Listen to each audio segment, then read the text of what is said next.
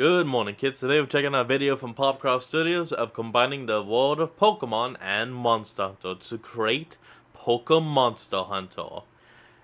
No, that was kind of a stretch, but it fits. So, let's hop in. Monster Hunter has some of my absolute favorite Ooh, a little loud. creature designs from any franchise out there. There And we while go. today's episode was actually originally going to be another Popcross design challenge, revolving specifically around Pokemon and fusing them with a bunch of different creatures from different franchises, I eventually Really? realized that most of the designs I wanted to work with were from Monster Hunter. So I decided to get a little bit more specific and just go with Monster Hunter for today. Gonna fuse some of my absolute favorite Monster Hunter creatures with some Pokemon that feel like fitting design map. Huh, I swear, I haven't seen this before, so I didn't know he actually went with the same joke I did. Let's go. Hit like if you want. I actually do kind of Subscribe like that. if you feel like. But By either the way, enjoy the show. At the age of 16, every young, aspiring hunter from the village of Lavakoto is given the opportunity to Lavakoto? seek out their first Pokemon Lavender partner. Town, huh? This Ooh, is the whoops. moniker given to the beasts that roam the wilds Sorry. of our world, that can be tamed into fighting with and for any courageous warrior. That is, if they can defeat the beast in combat first. Many lose Yeah. their lives while on their first Hold on, folks. I'll be right back. So sorry about that, folks. Let's continue. hunt, so it is heavily encouraged that they partake in ample training and learn to utilize the various weapons of Pokevern hunting before they leave. But even still, a prepared hunter is still entirely likely to be slain if they take on a beast of too great might too soon. Yeah, you're gonna One die if you try Pokevern to that get the at most those. confident, or should I say most arrogant of young hunters will go after upon their first hunts is the Gyriacruz, the Slaughterer of the Seas. This monstrous leviathan nice may name. start its life in a simple, unthreatening form, but when it grows to its full size, becomes an incredibly aggressive beast that has the power to level whole villages in a matter of minutes with the hypershock beams it can spew from its gaping maw.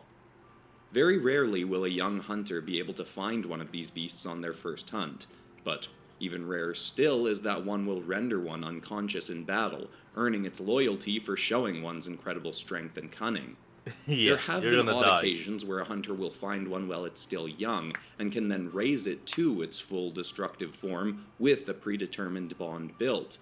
But often this will go awry as well, as the beast may realize its own strength has grown far beyond that of its hunter, and it may turn on them and return to its home in the seas and rivers. There it is. In this Damn same it. vein, there is a tale of a cruel hunter who forcibly attempted to evolve this creature to its fullest form too quickly by feeding it concoctions of strange powders and the blood of an elder legend Pokevern. The beast then transformed into a creature of pure rage that seeks solely to kill and feed. This monstrosity was called the Abyssal Crimson Gyriacruz, and many are Crimson. skeptical about Shiny. whether it even exists at all. As you can imagine, if it does exist, the sightings of it in most cases will lead to the viewer's imminent demise. It is said in the ancient tales that more common Gyriacruz once had the ability to fly, but that they were banished from the skies by the elder legend Pokevern for their ruthless nature and desire to battle any beast that came their way.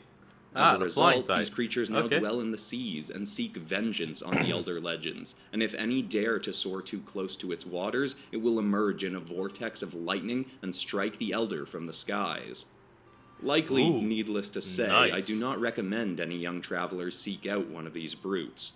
Though, if you do manage to tame one as your loyal Pokevern partner, you're likely to become one of the most revered young hunters in all the lands. Oh, yeah, definitely.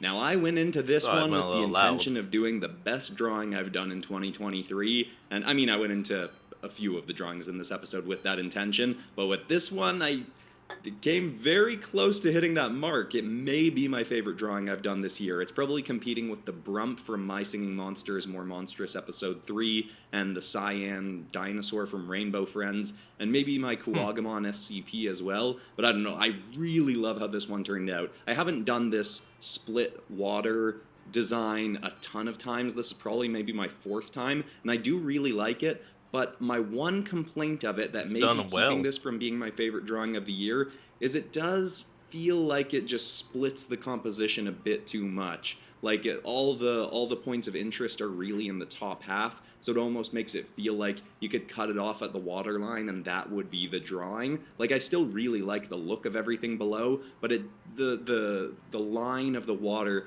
kind of makes it feel to me like there's a bit too much of a divide between the two different parts of the drawing instead of having a good flow from one part to the next. Maybe that's just me, I don't know. Again, I think still it is absolutely just you. I love don't this see drawing. And also at the same time, I did do a red version of this. It's the same thing. I just changed up the color scheme and the sky in the background, and I'll have that pop up as I show the finished revealed version of this. But we'll get to that in a sec, because I also want to say that this is the first drawing where I've got a creature underwater where I actually tried drawing water caustics on its back, which is like that water refraction of light that you'd see on something that's gliding just beneath the water. And I got the idea from a corridor. He's talking about the weird, like, light bolts things. Okay. No, yeah, you did really well on those. I love them. If you don't know them, they're a special effects channel. They've inspired a bunch of stuff on this channel before, and Ren from that channel was talking about rendering water caustics in special effects and different tactics for using that. And that just gave me the idea to try drawing them onto a creature that I have in a water setting. And it was pretty easy to do, and I think it is a nice extra little level of detail. Though it's something I'll want to play around a little bit more in the future to try and get better at it. And now, show the shiny. Where's shiny whale? Come on. Yeah, there it is. Love it. Look at that boy. Shiny. There is another beast that overly confident hunters may seek as their ally, though... Tyrantrum. Okay. Yeah. Oh, wait, no, not Tyrantrum. No, yeah, it is. I was thinking of Tyrant, the pre-evolution, but no, yeah, this is the right one. This one doesn't quite dominate its food chain as the Gyria cruise does. Granted, at some point in its long history, it may very well have. The Tyraginath is said to once have been the king of its domain, able to defeat any creature who challenged it. But, as time drew on, more powerful creatures emerged, and the Tyraginath's ranking in the Pokevern Kingdom slipped. No longer Don't mistake my words, though. The creature is still a fierce predator, and will regularly challenge the other beasts of the mountains it calls home. But it is not entirely unlikely to see one slain at the hands of another Pokevern. Even still, it will regularly provoke other vicious creatures into battle, using its frilled tail fans. While it is also theorized that these are used to regulate its body temperature, most commonly it is seen raising these fans when attempting to lure another beast into a conflict for territory. Its most powerful weapon is its massive jaws. It can crush the life out of smaller creatures in seconds if it is able to clamp the prey between its teeth. And with larger foes, it can snatch them in a vice grip and hurl them across a battleground with ease. Damn. It's said that when enraged enough, the creature's lower jaw will even be able to rapidly heat up and turn its lower teeth into burning blades, aiding them further in biting through whatever substance it clamps onto. Its bite is strong enough to snap through even some of the sturdiest blades, so carry a second or possibly even third weapon with you if you go on the hunt for these creatures. When the beasts are in battle with you, if you deem you've taken a bigger challenge than you can handle and attempt to flee, it is very likely the Tyraginath will relentlessly pursue you, so be very clear before facing one whether or not it is a mission you are willing to see through to the Okay, no, hold on. Imagine that, like, you encounter it, you think you can win, you run. And then maybe later that night, you're just laying in bed, about to go to sleep, you hear like a tap at your window, you look out, you see its big eye. Yeah, and it's just like, coward. Like, it's just there to insult you and not leave. Yeah, just hunters who have managed to tame these beasts have proven to be at a great advantage in Pokevern Coliseum tournaments, but they are no guarantee of taking victory. Riding one of these beasts in battle against another can be a trying task, and their ferocity can lead them to being impulsive and obstinate towards their hunter's orders. The best you can do in advance is to train the beast in its own best hunting and battle tactics, so that if it does defy you, it at least does so in a way that could still take you to victory in the arena. It's kind of weird writing the lore for this one right now because I'm currently working on another very Pokemon-inspired project called Biomon. At least that's the the working title. It's kind of like a blend of Pokemon and my Biomex. It's one of 3 audiobooks that I'm working on that I'll be selling on my Teespring store. I'm developing it through a podcast that I'm doing on the Popcross Studios Patreon right now. But the point is that that's a very peaceful inspiration of the Pokemon kind of concept of people teaming up with a monster. Whereas this is like you defeat the beast in battle and knock it unconscious, and then it becomes loyal to you, and then you can take it into battles. But anyway, overall, I do love how this one turns out, though it does feel a little bit like it's lacking texture. And maybe that's just a matter of, I was just looking at the Gyarados drawing, and that one is just so, I love that one so much that this one just feels a little bit lacking in comparison. I did try doubling up the amount of grain on this thing, which I put on just to add a bit of extra cheap and easy texture to pretty much all my drawings. And sometimes that helps, but in this case, I don't really feel like it did that much. I mean, that is kind of going to happen when the Pokemon has a very smooth underside. Also, try adding more orange streaks onto its face, but those just felt a little bit off and wrong and too busy, so I got rid of those. So I don't know exactly what it is that makes this one feel like it's a little bit lacking detail, but again, overall I still love it. And also, this is a little extra side note that I don't know if I've mentioned before, but those cloud streaks that I often do in the sky, the shape of them is usually very deliberate and serves a purpose. For this one specifically, doing the same kind of thing I often do, I have it kind of emphasizing as if there's a shockwave coming from the creature's roar, and then also helping to frame the creature's head. And of course, like just add a little bit more detail into the sky. You might want to give that a try yourself. Anyway, let's take a look at the finished result. Yeah, I can see that. I can see what he's talking about. Like, just the very presence of the creature is making the clouds go boom away. I could see that. And I do. Quick interruption to say that all the art from this episode will be up as usual on the Popcross Studios Teespring store, along with shirts, sweaters, ink bundles, and a bunch of fun stuff like that. Also, that all the inks from this episode, if you want them to color yourself, are up on the Popcross Studios Patreon, along with the high-resolution art, because inks and art go up there a day before a video is released, and I'm currently doing weekly bonus podcasts on there as well. But anyway, back into more art. With new Cascade Platinum. Hold on. We'll be right back. And we're back. Some Pokevern will boldly confront foes by dominantly declaring their presence prior to an assault, while others are more cunning and devious. The Gyarados falls into this category. It has 2 methods for sneaking up on its prey. One is with its immense speed. It can both run and fly faster than near any other Pokevern, and can dive from the skies like a bolt of lightning to strike its foes before they are even aware that there's a threat. They move so quickly that wind from their bladed wings is said to be able to slice through trees.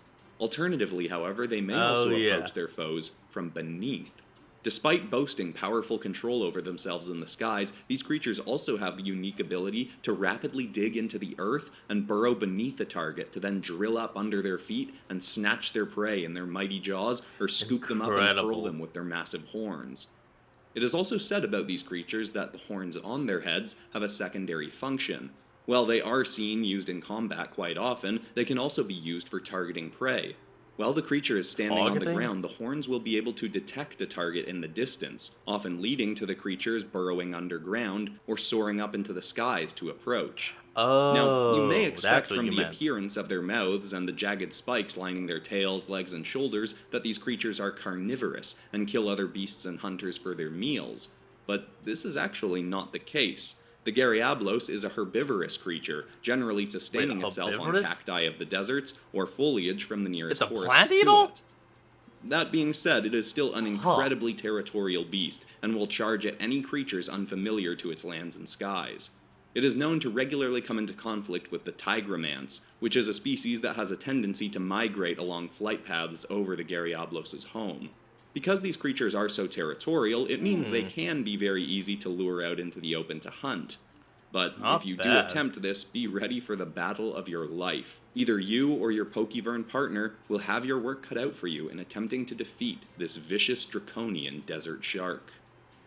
Okay. As I was writing for the lore for this one, I'd finished all the drawings already, and I thought of the idea of doing a Tigrex and Salamence mix, and I was like, ooh, I really like that. I wrote it into the lore for this. If this gets a second episode, which I'm not sure, maybe it will. I guess it depends how many likes it gets and how many people want more of this. Totally. But that I'm going to like it while I'm recording. If this does get the round 2. Now with this one, I wanted to try something a little bit different from my other dragon drawings, and I wanted to try having it coming straight at us and having the face kind of coming right at us too, because I feel like that's something I very rarely do. I do have a bunch of dragon poses because I draw dragons on here so often. So, yeah. I have a bunch of like kind of stock dragon poses, especially for wyverns, that I do regularly, and I don't really mind that I repeat poses, but when I was coming into this, I was like, let's try something a little bit different. Although going into it, I was hoping to make it more dynamic than any of the other drawings, like really having it come at us. And in the end, I would say maybe it's more dynamic than the Tyrantrum drawing, but I wouldn't say it's more dynamic than the Gyarados one. I do feel like there's a little bit too much empty space, though I do fill that out a little bit. That Gyarados one is definitely number one of the video. Adding some anime-style speed lines into it after the speed